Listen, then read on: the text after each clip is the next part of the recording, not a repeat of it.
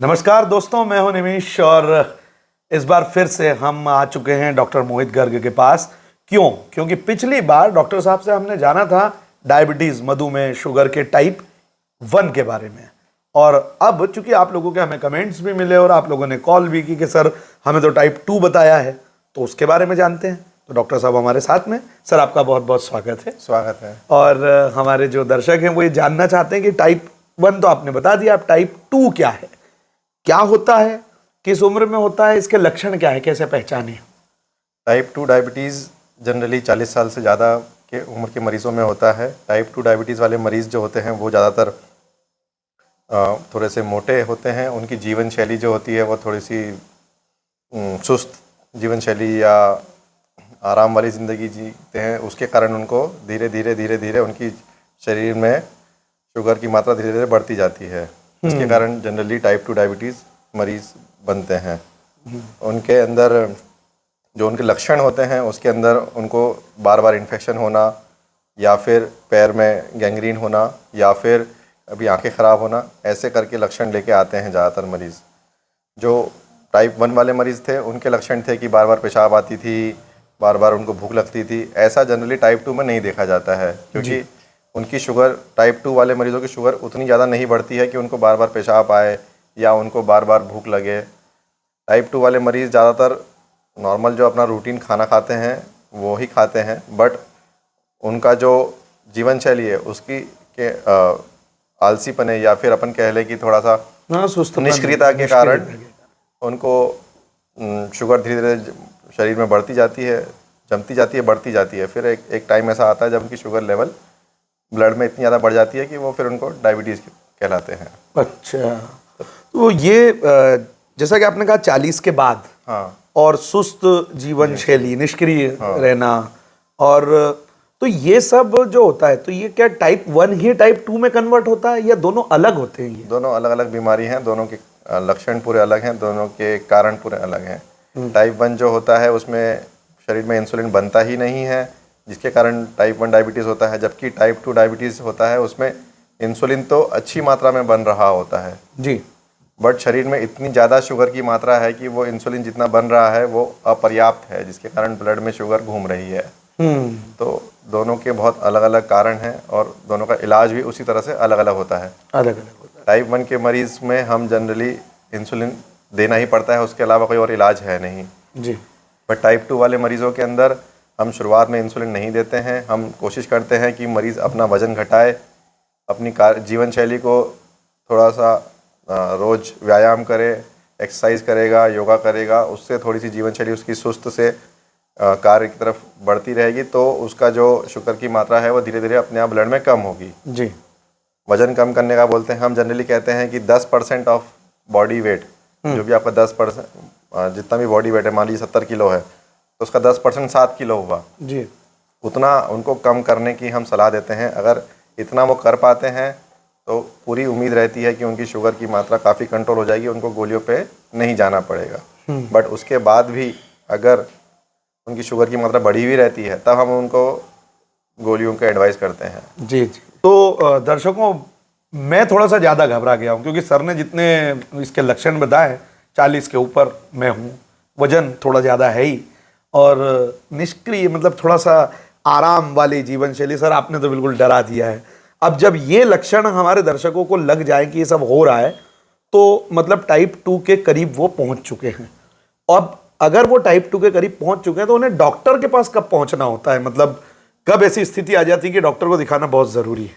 Type 2 वाले जो मरीज़ होते हैं जनरली उनकी सबसे पहले हम 40 के बाद सबको बोलते हैं कि एक बार अपना शुगर लेवल ज़रूर चेक कराएं, और सालाना एक बार कराने में कोई नुकसान भी नहीं है। उससे अपना को ये मालूम पड़ता रहता है कि अपना शुगर लेवल नॉर्मल है कि बढ़ा हुआ है। जी, अगर आपका रैंडम ब्लड शुगर 200 से ज़्यादा आ रहा है, या फिर आपको तकलीफ़ हो रही है, भूख ज़्यादा लग रही है, पेशाब ज़्यादा आ रही है, ऐसे कुछ सिम्टम है और आपका ब्लड शुगर 200 से ज़्यादा है, तो उनको बिल्कुल एक बार डॉक्टर की सलाह लेनी चाहिए, क्योंकि यह एक मुख्य लक्षण है और मुख्य क्राइटेरिया है डायबिटीज़ कहने के लिए जी, कि आपका ब्लड शुगर 200 से ज़्यादा प्लस आपको सिम्टम्स आ रहे हों।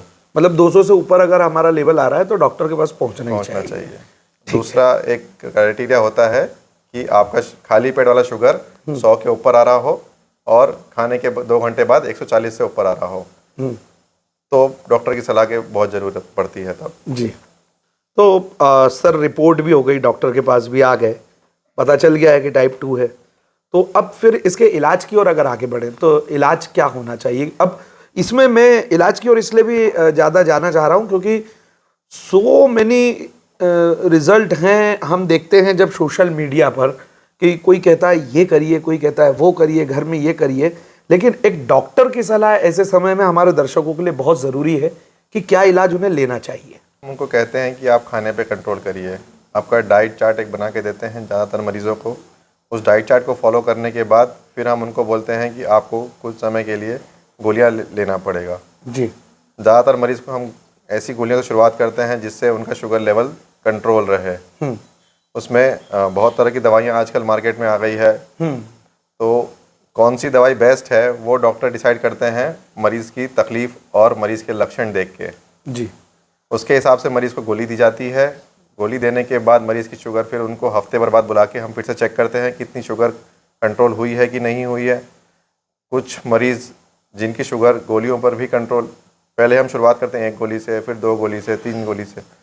अगर 3-4 गोली ऐड करने के बाद भी अगर शुगर कंट्रोल नहीं हो रही है तो फिर हम उनको इंसुलिन की सलाह देते हैं कि अगर आपका किसी भी चीज़ से कंट्रोल नहीं हो रहा है, ना खान पान से हो रहा है, ना शुगर की गोलियों से 1, 2, 3 डालने के बाद भी अगर कंट्रोल नहीं हो रहा है, तब फिर कहीं जाके हम मरीज़ को बोलते हैं कि आपको इंसुलिन पे आना पड़ेगा। या फिर जिन मरीज़ों की किडनी में परेशानी शुरुआत से ही आ जाती है, जब हम पहली बार उनको डायबिटीज़ मालूम पड़ रहा है और साथ के साथ उनको किडनी में बीमारी भी मालूम पड़ रही है, तब हम मरीज़ को बोलते हैं कि आप सबसे बेस्ट तरीका है कि आप इंसुलिन पे रहो, क्योंकि गोलियों निकलती अल्टीमेटली किडनी से ही है। अगर हम किडनी ही आपकी मरीज़ की डैमेज है तो गोलियाँ नहीं निकल पाती है और फिर गोलियों की और नुकसान, टॉक्सिसिटी और साइड इफ़ेक्ट्स ज़्यादा दिखाई देते हैं। इसलिए हम मरीज़ को शुरुआत से ही कहते हैं अगर आपको किडनी में कुछ डिफेक्ट है तो बेटर है कि आप इंसुलिन से स्टार्ट करिए।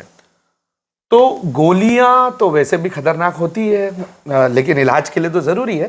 तो सर जैसे आपने ये सारी बात बताई बड़ी अच्छी है, लेकिन एक धारणा लोगों में ये भी है इंसुलिन को लेकर कि जब आप ये सलाह देते हैं कि भाई अब आपको इंसुलिन लगाना ज़रूरी है, तो वो सोचते हैं कि अरे नहीं मैं इंसुलिन नहीं लगवाऊंगा, मैं दौड़ लूँगा, भाग लूँगा। तो इतना भय क्यों रहता है, क्यों इंसुलिन नहीं लगवाना चाहता है व्यक्ति? इंसुलिन की बस एक ही परेशानी है कि उसको चमड़ी में लगाना पड़ता है। अच्छा, तो इंजेक्ट करते हो? इंजेक्ट करना पड़ता है, तो बार बार मरीज़ को तो ये फोबिया रहता है कि नहीं मैं तो सुई नहीं लगाऊंगा, मैं तो सुई नहीं लगाऊंगा। बाकी इंसुलिन से और कोई नुकसान नहीं है, उसके इंसुलिन के बहुत फ़ायदे हैं। और हम तो मरीज़ों को अगर शुरुआत में ही अगर मरीज़ चाहता है तो हम तो उनको इंसुलिन पे डालने की कोशिश करते हैं जिनका शुगर पहली बार में अगर दवाई से कंट्रोल नहीं हो रहा होता है।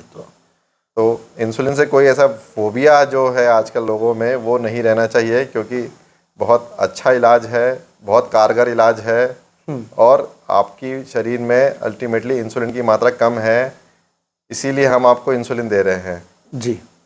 इसीलिए यह पूर्णतः हर शरीर का एक नॉर्मल फिजियोलॉजी जो होती है जी, उसी तरह से काम करता है। बाकी जो गोली होती है वो शरीर की फिजियोलॉजी को थोड़ा चेंज करती है, ओह, जो कि ये इंसुलिन नहीं करता है। तो हमेशा इंसुलिन से ही फ़ायदा होता है। बहुत जो भी नुकसान होने होते हैं गोली से एक बार फिर भी देखे जा सकते हैं, बट इंसुलिन से कोई नुकसान नहीं होता है। तो हम तो हर मरीज़ को ये सलाह देंगे कि जितना अच्छा ज़्यादा टाइम तक वो इंसुलिन पर रहे उतना अच्छा है। अब इंसुलिनोफोबिया एक दूसरा सोसाइटी में ये रहता है, अरे मैं खाना खाने के पहले कैसे सुई लगाऊंगा, हाँ, मैं कहाँ लगाऊंगा, कहाँ रखूंगा। तो वो सब चीज़ों का जो अगर डॉक्टरों से पूछेंगे तो आपको हर चीज़ का सलाह देगा कि कहाँ रखना है, कैसे लगाना है, कब लगाना है, कितनी बार लगाना है, और आपके मन में जो भी भ्रांति हो वो आप हमसे डिस्कस करिए तो हम आपको बिल्कुल सब चीज़ों के उपाय बताएंगे। बट इंसुलिन सबसे अच्छा इलाज है। इंसुलिन सबसे अच्छा इलाज है। पर लोग ये समझते हैं कि भाई अब जब व्यक्ति इंसुलिन पर आ गया, मतलब अब तो ये डायबिटीज़ की ऐसी स्टेज पर है कि अब ये सही नहीं होगा, अब तो इसके बाद मतलब बड़ा एक घबराहट जो होती है वो एक आम लोगों में है। हाँ, तो ये सर थोड़ा सा आप बताइए कि इंसुलिन से इतना नुकसान मुझे नहीं लगता कि डेली लगाने से होता होगा। नहीं, इंसुलिन से कोई नुकसान नहीं होता है। जो भ्रांति है कि इंसुलिन मरीज़ को स्टार्ट कर रहे हैं मतलब कि बिल्कुल आखिरी स्टेज आ गई है, वो तब होता है जब उसकी किडनी ख़राब हो जाती है। जो मैंने आपको पहले बताया कि किडनी ख़राब वाले मरीज़ में अगर अपन इंसुलिन स्टार्ट करते हैं तो वो तभी करते हैं क्योंकि दवाइयाँ काम नहीं करती है उन मरीज़ों में। तो उसमें भी मरीज़ क्या करते हैं, नहीं मैं तो नहीं लगाऊंगा, नहीं मैं तो गोली पे रख लूँगा। तो उनका जो बहुत जल्दी जो किडनी ख़राब है वो और बहुत जल्दी ख़राब होकर फिर वो बहुत जल्दी एक्सपायर होते हुए हमने मरीज़ देखे हैं। इसलिए जो भ्रांति है कि इंसुलिन लगाने वाले मरीज़ जो है वो लास्ट स्टेज पर है, वैसा नहीं है। और दूसरा एक कारण होता है कि जब भी डायबिटीज़ वाला मरीज़ हॉस्पिटल एडमिट होता ही है तो उसको इंसुलिन लगता है। अच्छा। क्योंकि हम चाहते हैं कि मरीज़ की बॉडी में जितनी मात्रा में इंसुलिन चाहिए उतनी मिल जाए।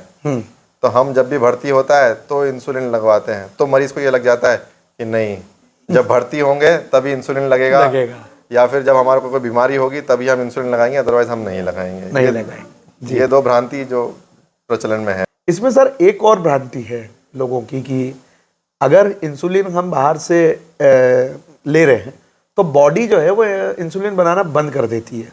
ये सही है या गलत है? नहीं, ये एक भ्रांति है कि अगर हम बाहर से लेंगे तो बॉडी बनाना बंद कर देगी। शरीर को जितनी ज़रूरत है हम उतनी ही मात्रा में इंसुलिन बाहर से देते हैं, बाकी बॉडी अपना बनाती रहती है। तो दर्शकों, आप समझ ही गए हैं टाइप 2 के बारे में भी सर ने जो बातें बताई और इंसुलिन को लेकर खासकर। तो सर चलते चलते अब ऐसी कोई सलाह जो आपके जहन में है और जो शायद मैं पूछ नहीं पाया आपसे, तो ऐसी कोई बात जो आप हमारे दर्शकों को टाइप 2 के बारे में बताना चाहते हैं, प्लीज़ आप बताइए उन्हें थोड़ा सा। जैसे काफ़ी मरीजों हमने ये देखा है कि जैसे हम मरीज़ को दवाई देते हैं उसकी शुगर कंट्रोल हो जाती है, फिर वो दवाई छोड़ देता है, तो उसको लगता है कि नहीं मेरी अब शुगर कंट्रोल हो गई है। तो ऐसा नहीं है, वो दवाइयों पे कंट्रोल है। आप जैसे ही दवाइयाँ छोड़ेंगे 4-5 दिन तक उस दवाई का असर रहता है, तो आपको लगेगा नहीं मेरी शुगर 4-5 गोली छोड़ने के बाद भी 4-5 दिन तक कंट्रोल है। बट आप हफ्ते भर बाद या 15 दिन बाद आप देखेंगे आपकी शुगर वापस उसी लेवल पे आ जाती है जहाँ पर आपका गोलियाँ आपने जब शुरुआत करी थी।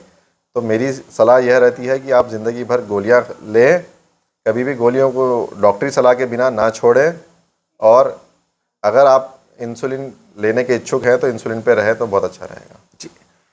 तो दोस्तों, अब आप समझ गए, हमारे साथ थे डॉक्टर मोहित गर्ग जी। आप खंडवा में अपनी सेवाएं दे रहे हैं। डिस्क्रिप्शन में सर का नंबर भी है। आप जो भी जानकारी और सर से जानना चाहते हैं आप उनसे मिल भी सकते हैं, फ़ोन भी लगा सकते हैं, और साथ में आपके मन में कोई सवाल आता है तो आप हमें कमेंट्स भी कर सकते हैं। उससे संबंधित हम अगला वीडियो सर से बात करके जारी करेंगे। फिलहाल मुझे निमिष बंसाली को दीजिए इजाज़त, और डॉक्टर साहब आप हमारे साथ जुड़े उसके लिए बहुत बहुत धन्यवाद।